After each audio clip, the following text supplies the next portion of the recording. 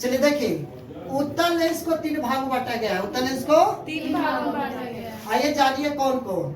उभयोतल, समतलोतल, अतलोतल। उभयोतल, समतलोतल, अतलोतल, है कि नहीं। इसको इंग्लिश में बोलेंगे बायो कन्वेक्स, प्लेनो कन्वेक्स, और इसको क्या बोलेंगे, बोलिए कन्वेक्सो कन्वेक्स बोलेंगे ना। कन्वेक्स समझ रहे, कन्वेक्स मतलब लेंस हो जाता है।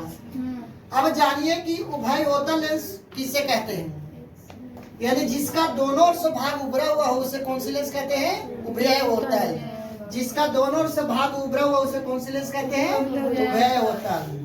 जिसका एक भाग समतल हो दूसरा भाग उभरा हुआ उसे क्या बोलते हैं, समतलोतल। क्योंकि देखे तो फ्यूचर में ये आंसर छिपा हुआ है।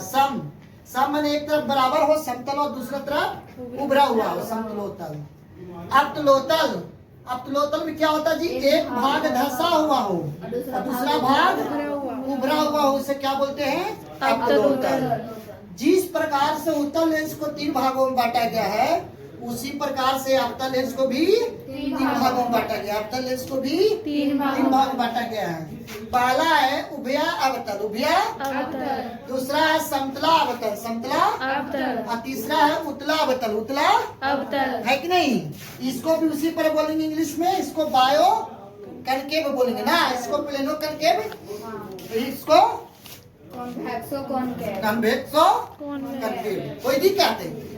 अब देखिए तो उभया अवतल क्या है, उभया अवतल जिसका दोनों से भाग धंसा हुआ उसे कौन सी लेंस कहते हैं, उभया अवतल लेंस। जिसका दोनों से भाग धंसा हुआ उसे क्या बोलते हैं, उभया अवतल लेंस। समतला अवतल क्या है जी, जिसका एक भाग समतल हो और दूसरा भाग धंसा हुआ उसे क्या बोलते हैं, समतला अवतल, समतला अवतल। अब देखिए तो उतला अवतल क्या है जी, जिसका एक भाग उभरा हुआ हो और दूसरा भाग धंसा हुआ उसे क्या कहते हैं, उतला अवतल, उतला अवतल। इसको रटने की कोई जरूरी नहीं है। चलिए ठीक है।